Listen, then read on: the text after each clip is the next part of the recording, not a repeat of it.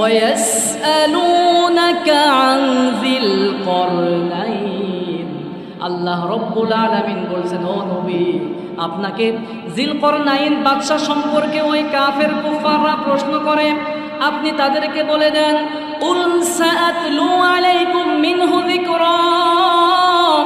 আল্লাহ রব্বুল আলামিন বলছেন, আপনি তাদেরকে বলে দেন, যুলকরনাইনের যে ঘটনা সম্পূর্ণ বিস্তারিত আকারে তোমাদেরকে আমি বলে দিচ্ছি। সুবহানাল্লাহ। আল্লাহ রব্বুল আলামিন বিশ্বনবীকে জানিয়ে দিলেন, আল্লাহ রব্বুল আলামিন বলছেন, ইন্না মাক্কান্না লাহু ফিল আরদি ওয়া আতাইনাহু মিন কুল্লি শাইইন সাবাবা। আল্লাহ রব্বুল আলামিন বলছেন, ইন্না মাক্কান্না লাহু ফিল আরদ, আর নিশ্চয় আমি তাকে অর্থাৎ যুলকরনাইনকে আমি রব্বুল আলামিন দুনিয়ার রাজত্ব, দুনিয়ার পাওয়ার, দুনিয়ার ক্ষমতা দান করেছি। ওয়া আতাইনাহু মিন কুল্লি শাইইন সাবাবা, আর শুধুমাত্র ক্ষমতায় দান করি নাই, ক্ষমতা রাখার জন্যে, তার পাওয়ারকে টিকিয়ে রাখার জন্যে যত উপায় উপকরণ রয়েছে, যত সরঞ্জাম রয়েছে, সমস্ত সরঞ্জাম যিনি দান করেছিলেন তিনি কে?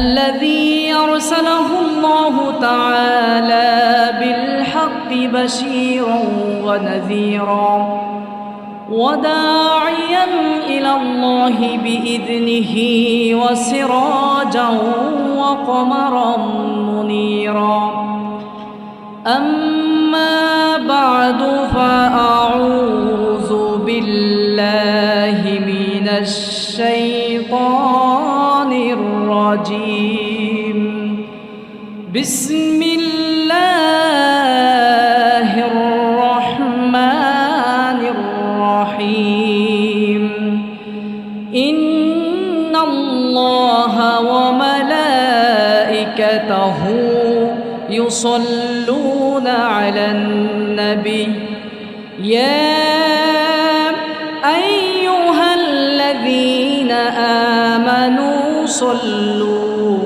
عليه وسلموا تسليما اللهم صل على محمد وعلى آل محمد كما صليت على إبراهيم وعلى آل إبراهيم إنك حميد مجيد اللهم بارك على محمد وعلى آل محمد كما باركت على إبراهيم وعلى آل إبراهيم إنك حميد مجيد الحمد لله সমস্ত প্রশংসা মহান রব্বুল আলামিনের দরবারে আদায় করছি, যে মহান মালিক আমাদের সকলকে সুস্থ রেখে দয়া এবং করুণা করে তার প্রিয় ঘর মসজিদের মধ্যে সপ্তাহের শ্রেষ্ঠ দিন সাইদুল আইয়াম জুমার দিনে নামাজের পূর্বে কোরআন সুন্নাহের আলোচনায় যে মহান মালিক সমবেত হওয়ার তৌফিক দান করলেন, সেই মহান মালিকের দরবারে তারই শেখানো ভাষা অনুযায়ী কালিমাতুর শুকুর আদায় করছি। প্রাণবন্ত আওয়াজে সকলেই পড়ছি আলহামদুলিল্লাহ। দরুদ সালাম পেশ করছি সর্বকালের, সর্বযুগের সর্বশ্রেষ্ঠ মহামানব আমাদের সকলের প্রাণপ্রিয় নবী মুহাম্মদুর রাসূলুল্লাহ সাল্লাল্লাহু আলাইহি ওয়াসাল্লামের প্রতি, যিনি আমাদেরকে কোরআনের সঠিক শিক্ষা দিয়েছেন, শিরক এবং বিদআতের ব্যাপারে সুস্পষ্ট ধারণা দিয়েছেন। এই জন্য আমরা আবারও পড়ছি আল্লাহুম্মা সাল্লি আলাইহি আল্লাহুম্মা বারিক আলাইহি। সম্মানিত উপস্থিতি, গোটা পৃথিবী, এই পৃথিবীকে শাসন করেছিল সর্বোচ্চ 4 জন বাদশা। 2 জন ছিল মুসলমান আর 2 জন ছিল কাফের। মুসলমানদের মধ্যে ছিলেন অন্যতম বাদশাহ সুলাইমান আলাইহিস সালাম, আর আরেকজন ছিলেন বাদশাহ যুলকরনাইন। আর কাফেরদের মধ্যে ছিল নমরুদ এবং বখতে নসর। মক্কাতে বিশ্বনবী সাল্লাল্লাহু আলাইহি ওয়াসাল্লাম যখন ইসলামের দাওয়াত দেওয়া শুরু করেছেন, কাফের কুফাররা যেই নবীকে 40 বছর পর্যন্ত আলামিন হিসেবে মেনেছে, বিশ্বাসী হিসেবে মেনেছে, কিন্তু নবীজি যখন ইসলামের দাওয়াত দেওয়া শুরু করেছেন ঠিক তখন থেকেই নবীজিকে মিথ্যাবাদী, জাদুকর, পাগল, কবি এইভাবে করে বিভিন্নভাবে বিভিন্ন সময় তারা ট্যাগ দিয়েছে। নবীজিকে নবী হিসেবে তারা মানতে পারে নাই। নবীজিকে কিভাবে আটকানো যায় তারা সবসময় এই প্রচেষ্টায় লিপ্ত থাকত। কুরাইশদের মধ্যে কয়েকজন নেতা বুদ্ধি আটলো যে নবীকে কিভাবে আটকানো যায়, যাই প্রশ্ন করি সেটাই দিয়ে দেয়। একবার মদিনার ইহুদি পণ্ডিতদের কাছে তারা চলে গেল। যাওয়ার পরে মদিনার ইহুদিরা তাদেরকে বুদ্ধি শিখিয়ে দিল যে তোমরা গিয়ে মুহাম্মাদকে 3টি প্রশ্ন করবে, যদি উত্তর দিতে পারে তাহলে তোমরা ধরে নিবে সে সত্য নবী, আর যদি উত্তর দিতে না পারে তাহলে তোমরা ধরে নিবে সে মিথ্যা নবী। তার মধ্যে অন্যতম একটা প্রশ্ন ছিল, নবীজিকে এসে তারা প্রশ্ন করেছিল, আচ্ছা বলেন আপনি যদি সত্যি নবী হয়ে থাকেন এই প্রশ্নের উত্তর আপনি আমাদেরকে দেন যে এই পৃথিবীতে এমন একজন বাদশাহ ছিল যেই বাদশাহ পশ্চিম দিগন্ত পূর্ব দিগন্তে যেদিকেই গিয়েছেন সব জায়গায় তিনি বিজয়ী হয়েছেন, গোটা বিশ্বকে তিনি শাসন করেছেন, ন্যায় ইনসাফ এবং সুবিচার তিনি কায়েম করেছিলেন, এমন বাদশাহের নাম আপনি আমাদেরকে বলে দেন। আচ্ছা বলেন নবীজিকে জানেন? নবী তো জানেন না। আল্লাহ রাব্বুল আলামিন নবীকে শিখিয়ে দেন, আমার নবীজি জবান মোবারক দিয়ে সেটা প্রকাশ করে গোটা বিশ্ববাসীকে জানিয়ে দিয়েছেন। ঠিক কিনা কথা বলেন? নবীজি সাল্লাল্লাহু আলাইহি ওয়াসাল্লাম তাকে যখন আটকানোর জন্য প্রশ্ন করা হলো তখন আল্লাহ রাব্বুল আলামিন কি থেমে থাকবেন? আল্লাহ কি বসে থাকবেন? নবীজি সাল্লাল্লাহু আলাইহি ওয়াসাল্লামকে রব্বুল আলামিন সূরা কাহাফের 83 থেকে 98 নম্বর আয়াত পর্যন্ত আল্লাহ রব্বুল আলামিন বাদশাহ যুলকরনাইনের চমৎকার একটা ঘটনা বিস্তারিতভাবে বর্ণনা করে জানিয়ে দিয়েছেন। সুবহানাল্লাহ।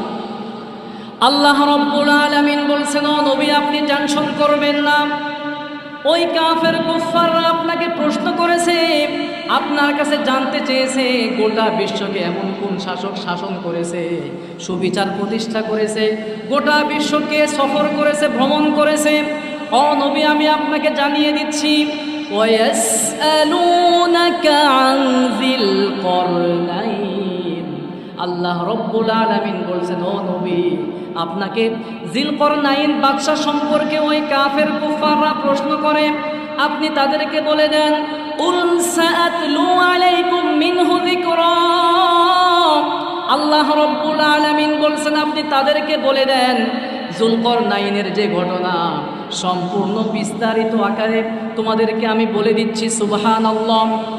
আল্লাহ রাব্বুল আলামিন বিশ্বনবীকে জানিয়ে দিলেন, আল্লাহ রাব্বুল আলামিন বলছেন ইন্না মাক্কান্না লাহু ফিল আরদি ওয়া আতাইনাহু মিন কুল্লি শাইইন সাবাবা। আল্লাহ রাব্বুল আলামিন বলছেন ইন্না মাক্কান্না লাহু ফিল আরদ, আর নিশ্চয় আমি তাকে অর্থাৎ যুলকরনাইনকে আমি রব্বুল আলামিন দুনিয়ার রাজত্ব, দুনিয়ার পাওয়ার, দুনিয়ার ক্ষমতা দান করেছি। ওয়া আতাইনাহু মিন কুল্লি শাইইন সাবাবা।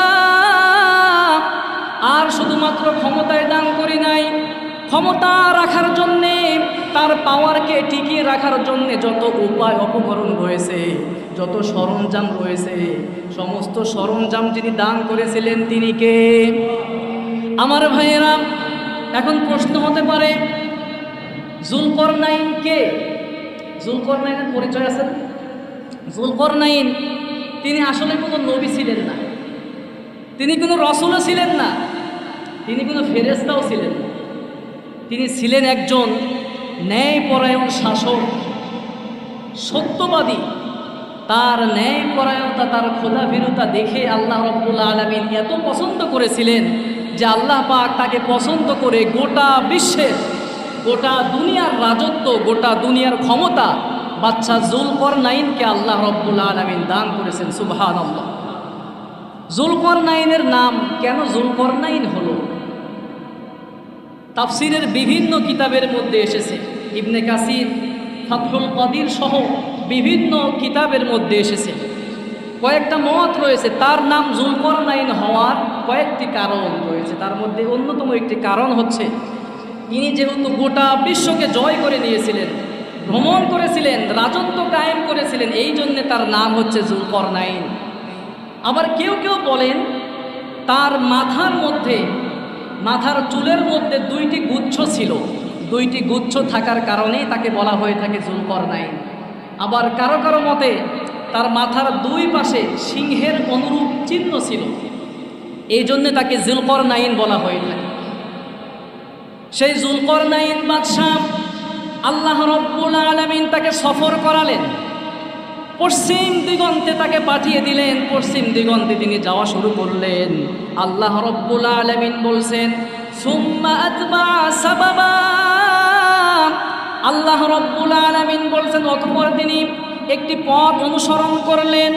আল্লাহ বলছেন হাত্তা ইযা বালাগা মাগরিবাশ শামসি ওয়াজাদাহা তাগরুবু ফি আইনিন হামিয়াতিন ওয়া ওয়াজাদা ইনদাহা কওমা। আল্লাহ পাক বলছেন তিনি পশ্চিম দিগন্তে যেতে যেতে যেতে যেতে এমন একটি জায়গার মধ্যে তিনি গিয়ে পৌঁছালেন, তার সামনে পৃথিবীর আর কোনো মাটি অবশিষ্ট নাই। তিনি সেই জায়গার মধ্যে যে তিনি দেখলেন পঙ্কিল সেই পানির মধ্যে সূর্য অস্ত চলে যাচ্ছে, এই চিত্র তিনি দেখলেন এবং তিনি লক্ষ্য করলেন সেই জায়গার মধ্যে একটা জাতি রয়েছে। ওই জাতির ব্যাপারে আল্লাহ পাক দুইটি অপশন দিলেন। আল্লাহ রব্বুল আলামিন বলছেন কুলনা ইয়া যাল করনাইনি ইম্মা আন তুআযযিবা ওয়া ইম্মা আন তাত্তাখিযা ফীহিম হুসনা। আল্লাহ রব্বুল আলামিন বলছেন যুলকরনাইন, আমি তোমাকে দুইটি অপশন দিলাম। এই যে পশ্চিম দিগন্তে পৃথিবীর শেষ মাথায় তুমি চলে এসেছো, এই জায়গার মধ্যে তুমি যে জাতিকে দেখতে পাচ্ছ, তুমি চাইলে এদেরকে শাস্তি দিতে পারো, আর তুমি চাইলে এদের সঙ্গে ভালো আচরণ করতে পারো। আল্লাহ রব্বুল আলামিন যখন এই দুইটি অপশন দিলেন, তখন যুলকরনাইন বাচ্চা তিনি বললেন, আল্লাহ রব্বুল আলামিন জানিয়ে দিচ্ছেন ক্বালা আম্মা মান যালামা ফাসাউফা নুআযযিবুহু সুম্মা ইরাদ্দু ইলা রাব্বিহি ফায়ুআযযিবুহু আযাবান নুকরা। আল্লাহ রব্বুল আলামিন বলছেন বাদশা যুলকরনাইনকে যখন দুইটি অপশন দেওয়া হলো, তখন বাদশা যুলকরনাইন বলেছিলেন ওগো রব, ওগো মালিক, এই অঞ্চলের যারা জুলুম করে, অত্যাচার করে, তাদেরকে আমি শাস্তি দিব। এরপরে আপনার কাছে ফিরিয়ে দেওয়া হবে, আপনি তাদেরকে আরও বেশি শাস্তি দান করবেন। এরপরে তিনি বললেন ওয়া আম্মা মান আমানা ওয়া আমিলা সালিহান ফালাহু জাযাআনিল হুসনা ওয়া সানাকুলু লাহু মিন আমরিনা ইউসরা। আল্লাহ রব্বুল আলামিন যুলকরনাইনকে যখন অপশন দিয়েছিলেন, তখন তিনি বললেন আর যারা ঈমান আনয়ন করে, ভালো কাজ করে, তাদের সঙ্গে আমি উত্তম আচরণ করব, তাদেরকে শাস্তি দিব না, বরং তাদের জন্য উত্তম পুরস্কারের ব্যবস্থা করে রাখব। সুবহানাল্লাহ। পশ্চিম দিগন্তে তিনি যেতে যেতে যেতে যেতে একদম পৃথিবীর শেষ সীমানা পর্যন্ত চলে গেলেন। সেখানে যাওয়ার পরে একটা জাতিকে দেখলেন। জাতিকে দেখার পরে আল্লাহ রব্বুল আলামিন যুলকরনাইন বাদশাকে দুইটা অপশন দিলেন যে তুমি চাইলে এদেরকে শাস্তি দিতে পারো, আর যদি তুমি চাও এদের সঙ্গে উত্তম আচরণও করতে পারো। তিনি বললেন যারা জুলুম করবে তাদেরকে তো আমি অবশ্যই শাস্তি দিব, আর যারা জুলুম করবে না, ঈমান আনয়ন করবে এবং ভালো কাজ করবে, তাদের জন্য আমি যুলকরনাইন বাদশা উত্তম পুরস্কারের ব্যবস্থা করে রাখবো। সুবহানাল্লাহ। আমার ভাইয়েরা, আমার বন্ধুগণ, যুলকরনাইন বাদশাহ তার রাজত্ব কেমনভাবে তিনি প্রতিষ্ঠা করেছিলেন, আল্লাহ রব্বুল আলামিন বলছেন, তাফসীরের কিতাবের মধ্যে এসেছে, তিনি সৎ ন্যায়পরায়ণ বাদশা ছিলেন। তিনি মানুষের প্রতি জুলুম করতেন না, অত্যাচার চালাতেন না। আল্লাহ রব্বুল আলামিন বলছেন তিনি সুবিচার কায়েম করেছিলেন গোটা বিশ্বব্যাপী। সুবহানাল্লাহ। বাদশা যুলকরনাইন পশ্চিম দিগন্তে গেলেন, সেখানে তিনি বিজয় অর্জন করলেন। এরপরে তিনি অন্য একটা রাস্তা ধরলেন।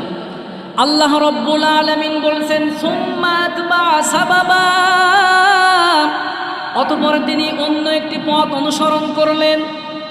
আল্লাহ রব্বুল আলামিন বলছেন হাত্তা ইযা বালাগা মাতলিআশ শামসি ওয়াজাদাহা তাতলুউ আলা কওমিন লাম নাজআল লাহুম মিন দুনিহা সিতরা। বাদশা যুলকরনাইন এবার পূর্ব দিগন্তে যাওয়া শুরু করলেন। যেতে যেতে যেতে যেতে একদম শেষ সীমানায় চলে গেলেন। সেখানে যাওয়ার পরে এমন একটা জাতি দেখতে পেলেন, যেই জাতি এবং সূর্যের মধ্যে কোনো ধরনের পর্দা নাই, সরাসরি সূর্যের আলো তাদের প্রতি আল্লাহ রব্বুল আলামিন নিক্ষেপ করছেন। এই সমস্ত জাতিকে দেখার পরে তিনি তাদের সঙ্গে ইসলামের দাওয়াত দিলেন। এরপরে সেই জায়গা থেকেও তিনি চলে আসা শুরু করলেন। আল্লাহ রব্বুল আলামিন বলছেন সুম্মা আতবা সাবাবা, এরপরে তিনি আরও একটি পথ অনুসরণ করলেন, উত্তর দিকে যাওয়া শুরু করলেন। আল্লাহ রব্বুল আলামিন বলছেন কাযালিকা ওয়াকাদ আহাতনা বিমা লাদাইহি খুবরা। আল্লাহ রব্বুল আলামিন বলছেন এটাই হচ্ছে প্রকৃত ঘটনা। বাদশা যুলকরনাইনের যে ঘটনা সেটা কি আল্লাহ জানেন না? আল্লাহ রব্বুল আলামিন বলতেছেন যে এটাই হচ্ছে বাদশা যুলকরনাইনের আসল ঘটনা। এরপরে সুম্মা আতবা সাবাবা, তিনি এরপরে উত্তর দিকে যাওয়া শুরু করলেন। আল্লাহ রব্বুল আলামিন বলছেন হাত্তা ইযা বালাগা বাইনাস সাদদাইনি ওয়াজাদা মিন দুনিহিমা কওমা লা ইয়াকাদুনা ইয়াফকাহুনা কওলা। আল্লাহ রব্বুল আলামিন বলছেন উত্তর দিকে যাওয়ার পরে একটা জায়গায় গিয়ে তিনি দেখতে পেলেন দুইটা পাহাড়ের মাঝখানে কিছু মানুষ বসবাস করছে। দুইটি পাহাড়ের মাঝখানে তিনি যখন চলে গেলেন, ওই এলাকার মানুষেরা বাদশা যুলকরনাইনের কাছে আবেদন করলো। বাদশা যুলকরনাইনকে তারা বলতে শুরু করলো আপনি তো দুনিয়াকে বিজয় করে নিয়েছেন, আপনার তো পাওয়ার, আপনার ক্ষমতা অনেক বেশি, আপনার সুনাম সুখ্যাতি আমরা শুনেছি।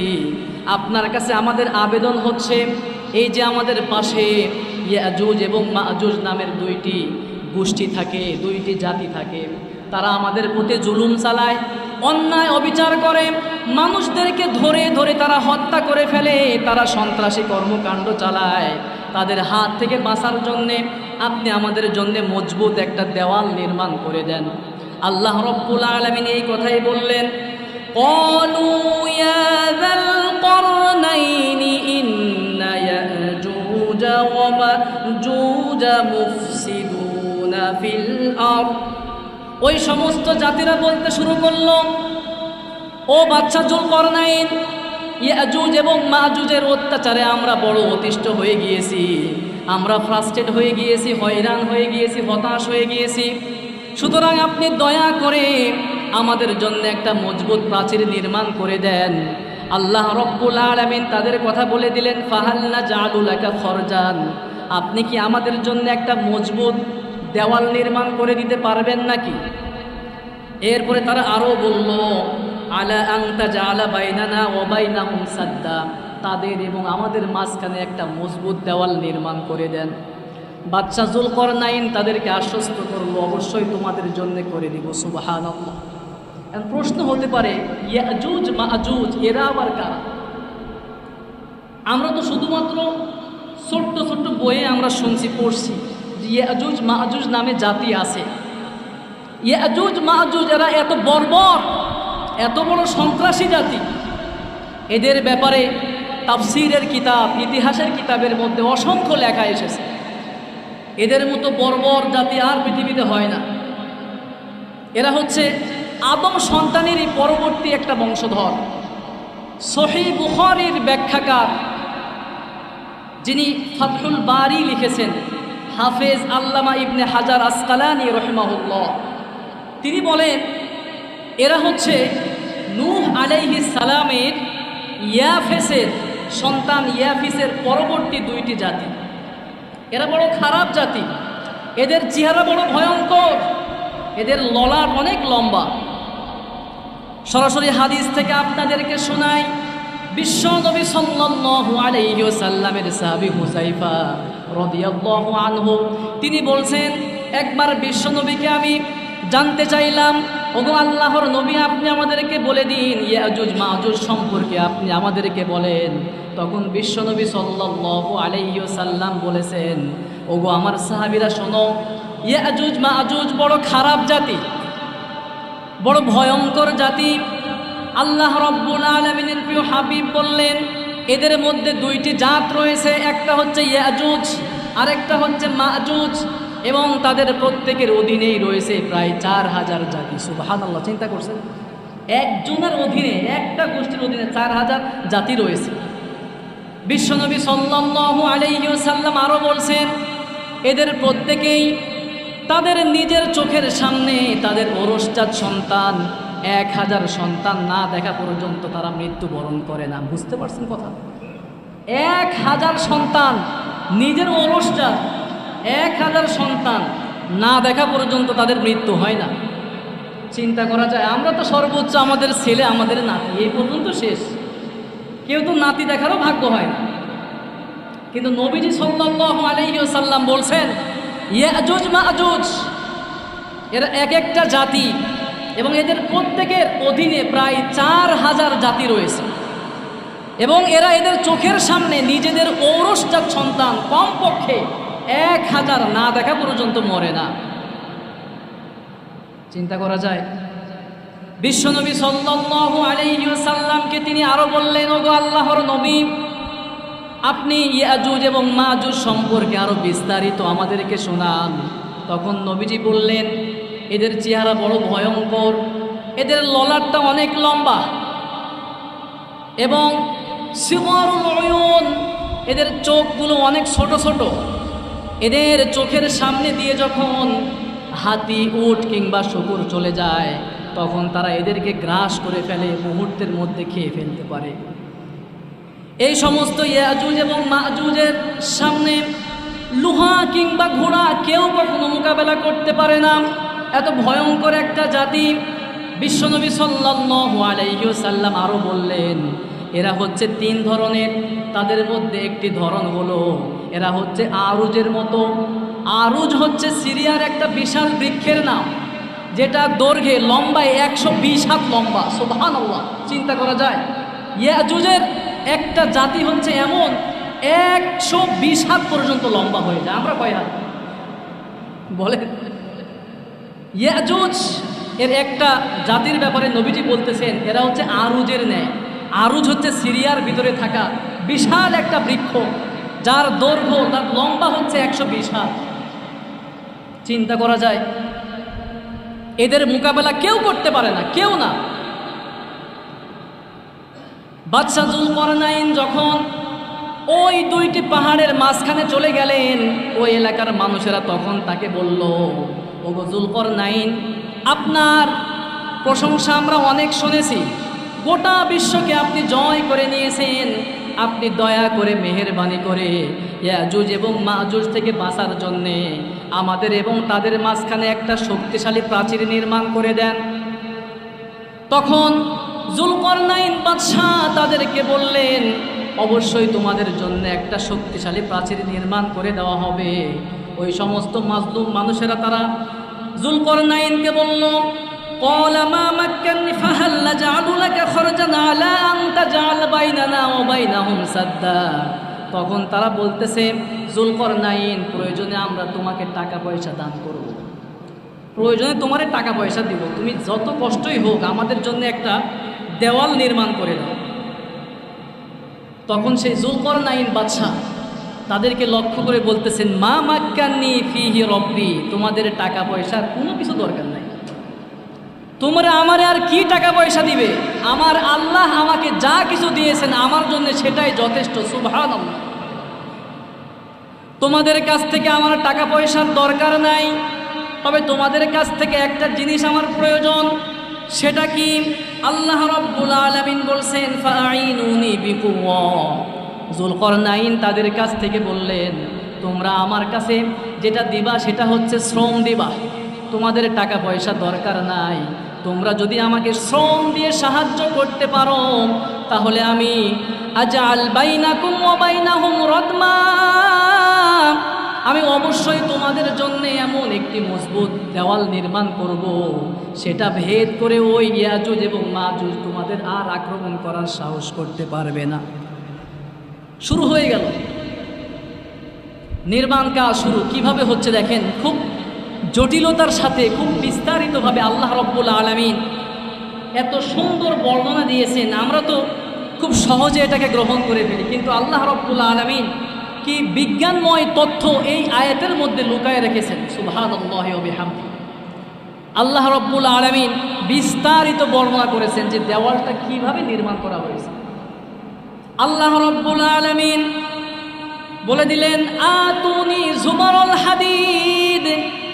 ওই যুলকরনাইন বাদশা এবার তাদেরকে বলতেছেন, ঠিক আছে তোমরা লোহার পাত নিয়ে আসো, লোহার টুকরা আমার কাছে নিয়ে আসো। লোহার টুকরা নিয়ে আসা হলো। লোহার টুকরা নিয়ে আসার পরে এরপরে বাচ্চা যুলকরনাইন দুই পাহাড়ের মাঝখানের যে গ্যাপ রয়েছে শূন্যস্থান, তিনি ওই শূন্যস্থানের মধ্যে লোহার পাত রাখতে রাখতে রাখতে রাখতে এক সময় পূরণ করে দিলেন। সুবহানাল্লাহ। এরপরে তিনি বলছেন, হাত্তা ইযা সাওয়া বাইনাস সাদাফাইনি ক্বালা ফুহু।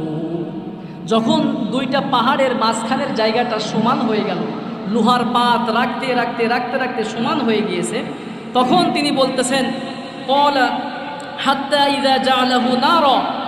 তিনি ওই সমস্ত মাজলুম মানুষদেরকে বলছেন, তোমরা মল নিয়ে আসো, হাতুড় নিয়ে আসো, পাইপ নিয়ে আসো। পাইপ নিয়ে এসে তোমরা পাইপের মধ্যে সবাই মিলে ফু দেওয়া শুরু করো। স্বাভাবিকভাবে আপনারা ওই লোহাগুলো যখন আগুনে পোড়ানো হয়, আগুনে পোড়ানো হলে যত বেশি ফু দেওয়া হয় তখন দেখা যায় যে কয়লার মধ্যে আগুন জ্বলানোর পরে লোহাগুলো যখন তাতানো হয় আস্তে আস্তে পুড়তে থাকে না, গলতে থাকে না, বলে কি না? তো তিনি বললেন, তোমরা সবাই মিলে ফু দেওয়া শুরু করো, শ্রম দাও, চুপচাপ বসে থাকলে হবে না, আমি তোমাদের জন্য প্রাচীর নির্মাণ করে দিব, তোমরাও কাজে লাগো। সবাই মিলে যখন ফু দেওয়া শুরু করছে, ওই লোহার মধ্যে আগুন উত্তপ্ত হয়ে লাল টকটকে হয়ে যাওয়া শুরু হয়েছে। ওই সমস্ত লোহার টুকরাগুলো গলে একদম একটা সমান জায়গায় পরিণত হয়ে গিয়েছে। ওই পাহাড়ের মাঝখানের যে গ্যাপটা ছিল সম্পূর্ণ ভরে গিয়েছে, শক্তিশালী একটা প্রাচীর হয়ে গিয়েছে। এখানেই শেষ নয়, তিনি ওই জাতির লোকেরা তামা গলিয়ে ভালোভাবে কাজ তারা করতে পারতো, এটা যুলকরনাইন বাদশা জানত। তো ধাতু গলানোর যে পদ্ধতি আছে তারা খুব ভালোভাবেই জানত। তখন বাদশা যুলকরনাইন তাদেরকে বলল যে তোমরা ক্বালা আতুনি উফরিগ আলাইহি কিতরা, তোমরা গলানো তামা আমার কাছে নিয়ে আসো। আমার কাছে গলানো তামা নিয়ে আসলে আমি এই প্রাচীরের উপর, লোহার উপরে আমি তামাটা বিছিয়ে দিব। সুবহানাল্লাহ। শুধুমাত্র লোহা দিয়ে প্রাচীর নির্মাণ করলেই তো হতো, তামা দেওয়ার কি প্রয়োজন আছে? এটার ব্যাখ্যা আমরা একটু পরে আমরা জানবো ইনশাআল্লাহ। এই প্রাচীরটা সম্পূর্ণ নির্মাণ কমপ্লিট হয়ে গেল। এখন আমাদের কাছে প্রশ্ন হতে পারে, এই প্রাচীরটা কোথায় অবস্থিত? পৃথিবীর কোন দেশের কোন জায়গায় অবস্থিত? প্রশ্ন আসে কি না? কথা বলেন। অনেকেই বলতেছে যে আসলে এই প্রাচীর বাদশা যুলকরনাইন যে প্রাচীর নির্মাণ করেছিলেন, শক্তিশালী দেওয়াল, এটা হচ্ছে সেই চীনের মহাপ্রাচীর। কিন্তু এটা আসলে একটা মিথ্যা কথা। কারণ আল্লাহ রব্বুল আলামিন যেই প্রাচীরের বর্ণনা কোরআনের মধ্যে দিয়েছেন, যেটা আমরা ইতিপূর্বে শুনলাম, লোহা এবং গলিত তামার মিশ্রণে একটা প্রাচীর নির্মাণ করা হয়েছে। কিন্তু চীনের যেই মহাপ্রাচীর সেটা কি লোহার তৈরি? ইটের তৈরি। আবার কেউ কেউ বলছেন যে কাস্পিয়ান সাগরের যে উপকূলে ডারবেন্ট এবং আরেকটা শহর, দুইটা শহরের মাঝখানে যে একটা দেওয়াল আছে, ওই দেওয়ালটাকেই অসংখ্য মানুষ বলতেছে এটাই হচ্ছে সেই যুলকরনাইনের সেই প্রাচীর। এটাও একটা ভুল তথ্য। কারণ ওই ডারবেন্টের মাঝখানের যেই প্রাচীরটা নির্মাণ করা হয়েছে ওটাও আপনার লোহা কিংবা গলিত তামা দিয়ে তৈরি নয়, চুনা পাথর দিয়ে তৈরি। সুতরাং এটাও ভুল তথ্য। আবার রাশিয়ার কিছু বিজ্ঞানী মুসলিম গবেষক তারা বলতেছেন যে না, এটা হচ্ছে একটা জায়গায় আমরা খুঁজে পেয়েছি যেখানে বিশাল বড় আকার করে একটা দেওয়াল নির্মাণ করে দেওয়া হয়েছে। এটাও আসলে ভুল তথ্য, কারণ এটা আমরা বিশ্বাস করি না। তার কারণ হচ্ছে আল্লাহ রাব্বুল আলামিন এই দেওয়ালকে সারা পৃথিবীর সমস্ত মানুষ থেকে গোপন রেখেছেন, সুবহানাল্লাহ, কিংবা আবিষ্কার করা সম্ভব নয়। আপনারা জানেন লোহা হচ্ছে অনেক শক্তিশালী। লোহা অনেক শক্তিশালী হইলেও যদি এই লোহাকে স্বাভাবিক অবস্থায় পরিবেশে রাখা হয়, পানিতে রাখা হয়, ওই লোহাটা কি ঠিক থাকে নাকি মোর্চা ধরে, জং ধরে না? আচ্ছা বলেন, লোহা তো এত শক্তিশালী, কিন্তু লোহার চাইতে তামাটা কিন্তু কম শক্তিশালী। লোহার চাইতে তামা শক্তিশালী কম হইলেও তামারও কিন্তু একটা ধর্ম আছে। তামা কিন্তু লোহার মতো জং ধরে না। আল্লাহ রাব্বুল আলামিন এই আয়াতের মধ্যে কি সুন্দর সায়েন্টিফিক একটা ইনফরমেশন রেখে দিয়েছেন, সুবহানাল্লাহ। চিন্তা করা যায়? আমরা সকলেই জানি যে লোহা দিয়ে যখন কোনো একটা দেওয়াল কিংবা যা কিছুই করা হয়, ওই লোহাতে আজ হোক কাল হোক জং ধরবেই। কিন্তু আজ থেকে হাজার হাজার বছর পূর্বে বাদশা যুলকরনাইনের মাথার মধ্যে এই বুদ্ধিটা আসলো কিভাবে যে লোহার উপরে যদি গলিত তামার মিশ্রণ দেওয়া যায়, কিয়ামত পর্যন্ত ওটাকে কোনোভাবেই শেষ করে দেওয়া সম্ভব না। সুবহানাল্লাহ। এই বুদ্ধি দান করেছেন কে? আমরা সকলেই একটা জিনিস জানি, সেটা হচ্ছে তামা যখন বাহিরে থাকে, তামা যখন স্বাভাবিক পরিবেশে থাকে, বাতাসের অক্সিজেনের সাথে কানেক্টেড হয়ে অক্সিডেশন পদ্ধতিতে এটার উপর একটা গ্রিন প্রোটেক্টিভ লেয়ার তৈরি হয়, সবুজ আবরণ তৈরি হয়। হয় কি হয় না, কথা বলেন? তো একটা জিনিস আপনি চিন্তা করে দেখেন যে যুলকরনাইন বাদশাহ তিনি যখন দেওয়াল নির্মাণ করলেন, সেই আপনার লোহা দিয়ে দেওয়াল নির্মাণের পরে তিনি ওই অবস্থায় ছেড়ে দিলেন না, তিনি আরও চমৎকার করে গলিত তামার মিশ্রণ সেখানে দিয়ে দিয়েছেন। তার মানে হচ্ছে স্বাভাবিকভাবে আমরা একটু আগে আমরা জানলাম, যেটা আমরা সবসময় পড়ে আসছি, যে গ্রিন প্রোটেক্টিভ লেয়ার কিন্তু অটোমেটিক তৈরি হয়ে যায়। তো আজ থেকে হাজার হাজার বছর পূর্বে আল্লাহ রাব্বুল আলামিন বাদশা যুলকরনাইনের মাধ্যমে যে একটা প্রাচীর নির্মাণ করিয়েছেন, সেই প্রাচীরের উপরে তো স্বাভাবিকভাবেই সবুজ আবরণ তৈরি হয়ে সারা পৃথিবীর যেই স্বাভাবিক প্রকৃতি আছে, প্রকৃতির সঙ্গে তো মিশে গিয়েছে। এটাকে আপনি খুঁজে পাবেন কেন? এটাকে কি মানে খুঁজে পাওয়া সম্ভব? কোশ্চিনকালেও এটা খুঁজে পাওয়া সম্ভব নয়। সুবহানাল্লাহি ওয়া বিহামদিহি। আমরা তো কোরআন নিয়ে চিন্তা করি না, গবেষণা করি না, অথচ আল্লাহ রাব্বুল আলামিন অসংখ্য বিজ্ঞান ভিত্তিক তথ্য এই কোরআনের মধ্যে রেখেছে। এই দেওয়াল যখন নির্মাণ হয়ে গেল, বাদশা যুলকরনাইন তাদেরকে লক্ষ্য করে বললেন, ফামাসতাউ আন ইয়াযহারুহু ওয়া মাসতাতাউ লাহু নাকবা। এই দেওয়ালটা এত মজবুত করে নির্মাণ করা হয়েছে, কেউ কখনো কোনোদিন এই দেওয়ালকে ভেদ করতে পারবে না, ছিন্ন ভিন্ন করতে পারবে না। এই দেওয়ালকে ওই ইয়াজুজ মাহুজের গোষ্ঠী ভেদ করে তোমাদের উপর এসে জুলুম আর অন্যায় অত্যাচার চালাতে পারবে না। এই মজবুত দেওয়ালটা নির্মাণ করার পরে তিনি আরও বললেন, হাযা ক্বালা হাযা রাহমাতুম মির রাব্বি, আল্লাহ রাব্বুল আলামিনের বিশেষ রহমতে এই দেওয়ালটা নির্মাণ করা হয়েছে। সুবহানাল্লাহ। এই জায়গা থেকে আমাদের বাংলাদেশের নেতাদের জন্য বড় শিক্ষা আছে। আমাদের নেতারা যখন কোনো ব্রিজ নির্মাণ করে, বিভিন্ন রাস্তাঘাট তৈরি করে, দেখা যায় সামনে একটা সুন্দর নেম প্লেট লাগিয়ে দেয়, এটা অমুকের তৈরি। আমরা কোনো কিছু করলেই তো আমরা এটা করছি, সেটা করছি, পদ্মা করছি, মেট্রো রেল করছি, আরও কত কি নাম নেওয়ার জন্য আমরা পাগল হয়ে যাই। কিন্তু যিনি গোটা বিশ্বকে রাজত্ব করেছেন, গোটা বিশ্বকে যিনি জয় করেছেন, যার ক্ষমতা গোটা বিশ্বের মধ্যে ছিল, যার পাওয়ার, তিনি সারা বিশ্বের সবচাইতে মজবুত একটা প্রাচীর নির্মাণ করলেন। এরপরেও তিনি নিজের ক্রেডিট নিজে নিলেন না। তিনি কি বললেন? এটা আল্লাহ রব্বুল আলামিন আমাকে দিয়ে করিয়েছেন। সুবহানাল্লাহ। আল্লাহ করাইছেন, আমি করছি আর আল্লাহ করাইছেন, এই দুইটি কথার মধ্যে পার্থক্য আছে না নাই? কথা বলেন। আমরা তো পাগল হয়ে যাই ক্রেডিট নেওয়ার জন্য। বাচ্চা যুলকরনাইন তিনি এটা করলেন না, তিনি বললেন এটা আল্লাহর রহমত এটা হয়েছে। এরপরে তিনি বললেন ফাইযা জাআ ওয়াদু রাব্বি জাআলাহু দাক্কা, আল্লাহ রব্বুল আলামিনের যখন ওয়াদা হবে, অর্থাৎ যখন কিয়ামত ঘটবে, কিয়ামত ঘটার পূর্বে আল্লাহ রব্বুল আলামিনের ওয়াদায় এই দেওয়ালটা চূর্ণ বিচূর্ণ হয়ে যাবে। এরপরে ওই ইয়াজুজ এবং মাজুজের গোষ্ঠী ওই দেওয়ালের ওই পাশ থেকে দুনিয়াতে নেমে আসবে। আল্লাহ রব্বুল আলামিনের প্রিয় হাবিবকে আল্লাহ জানিয়ে দিলেন ওয়াকানা ওয়াদু রব্বি হাক্কা, আর আল্লাহ রব্বুল আলামিন যত কিছু ওয়াদা করেছেন সমস্ত ওয়াদায় বাস্তব হবে নাকি অবাস্তব? আপনারা জানেন কিয়ামতের পূর্বে 10টি আলামত, বড় বড় আলামত রয়েছে। 10টি আলামত যখন ঘটে যাবে তখন সাথে সাথে কি হবে? সাথে সাথে কিয়ামত হবে কি হবে না? কথা বলেন। কিয়ামত সংগঠিত হয়ে যাবে।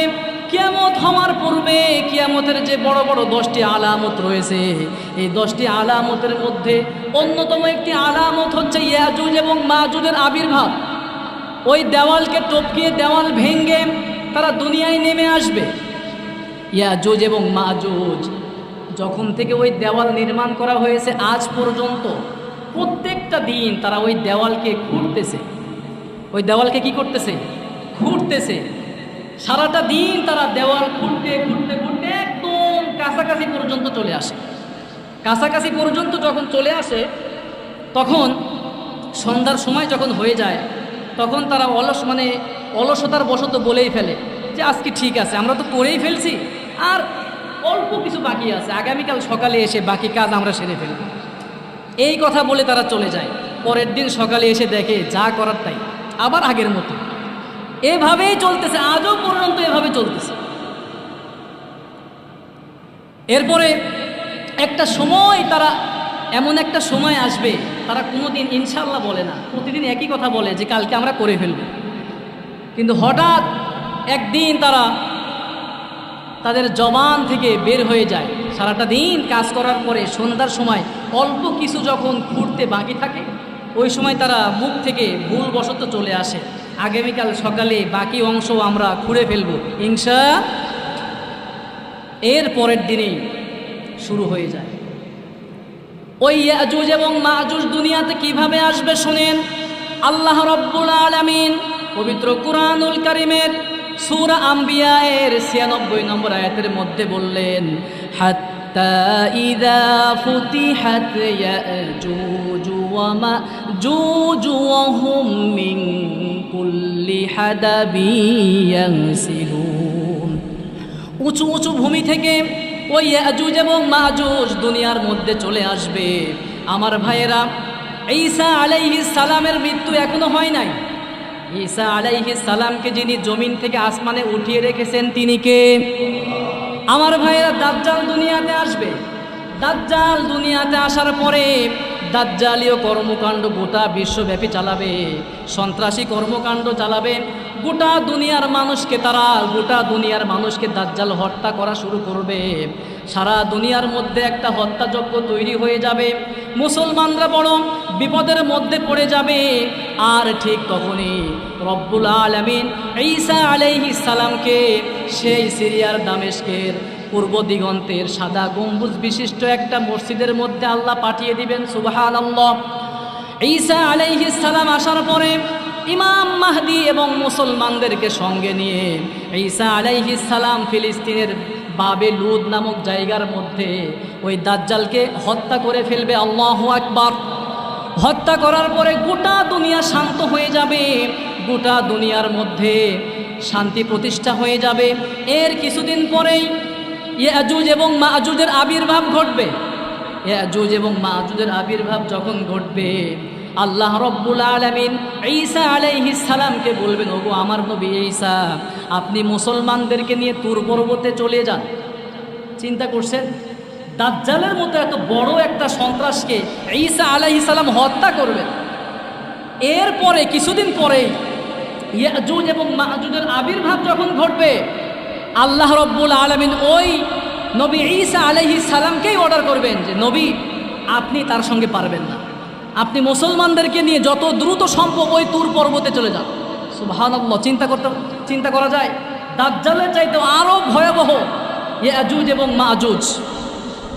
আল্লাহ রব্বুল আলামিন চমৎকার করে বলছেন, ইন্নী আখরাজতু ইবাদান লি লা ইয়াদান লিআহাদিন বিকিতালিহিম।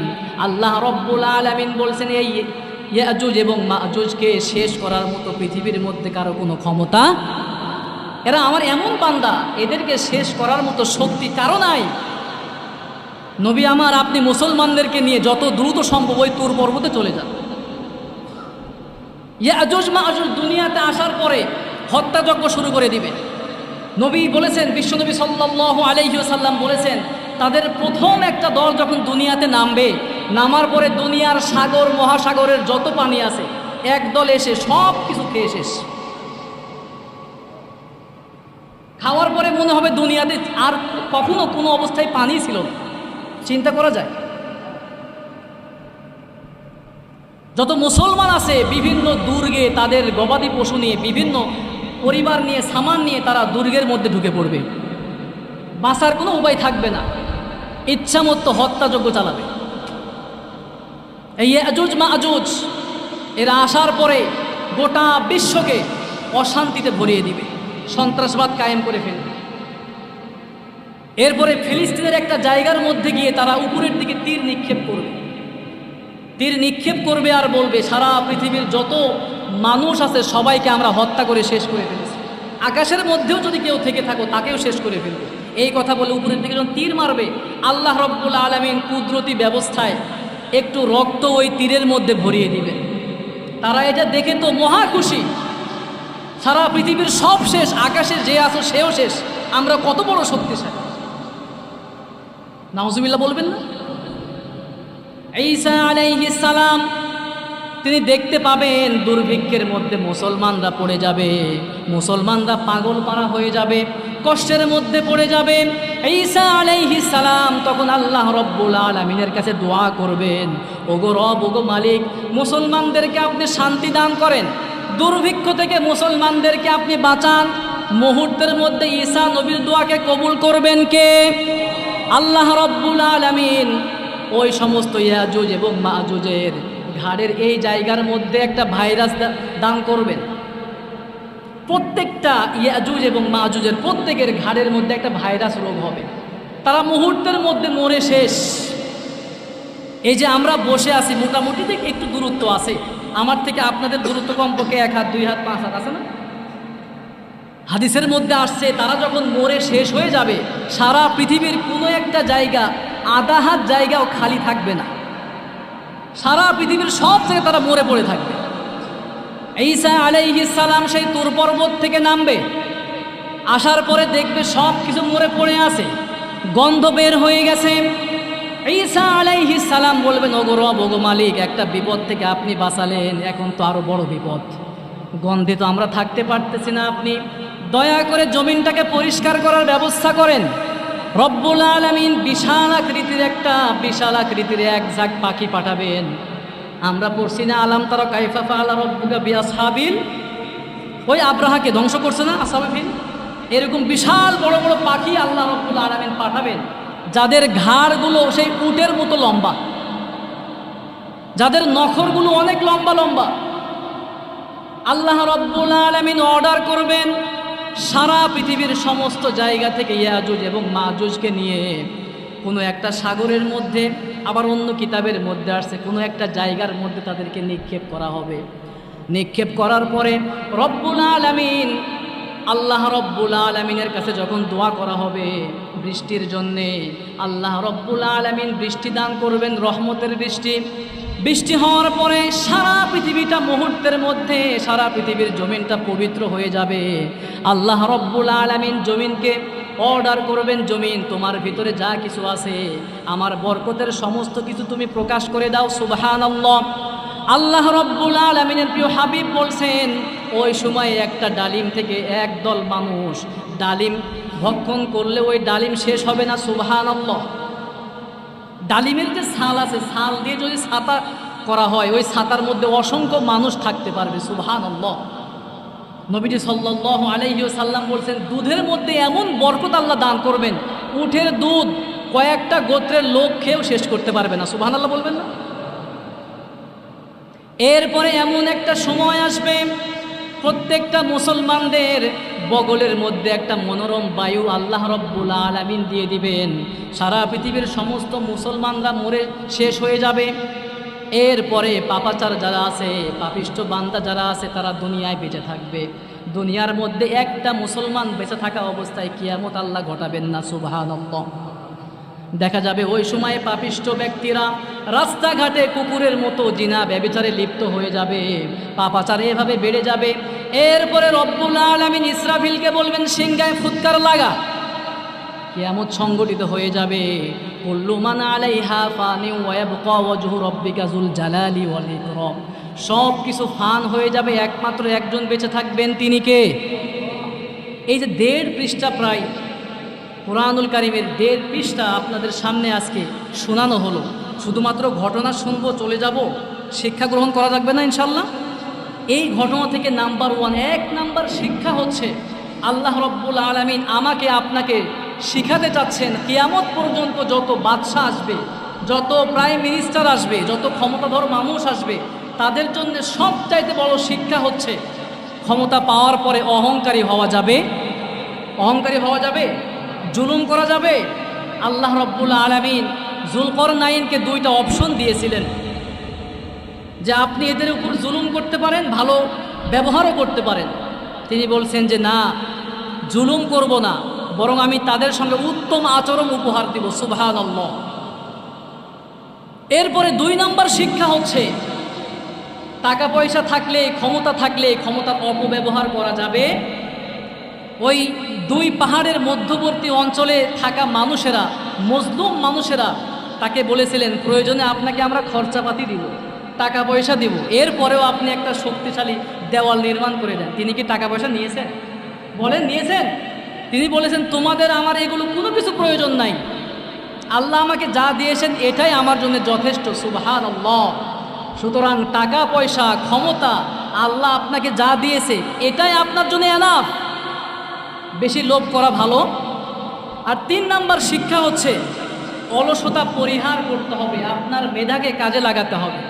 তিনি তাদের কাছে টাকা না নিলেও তিনি বললেন, তোমাদের যে শ্রম আছে ওই শ্রমটা আমার দরকার, তোমরা আমাকে শ্রম দিবে। সুতরাং আমরা মুসলমান জাতি বড় আফসোসের সাথে বলতে হয়, এই কোরআন আমরা গবেষণা করব দূরের কথা, আমরা রিডিং করতেই পারি না।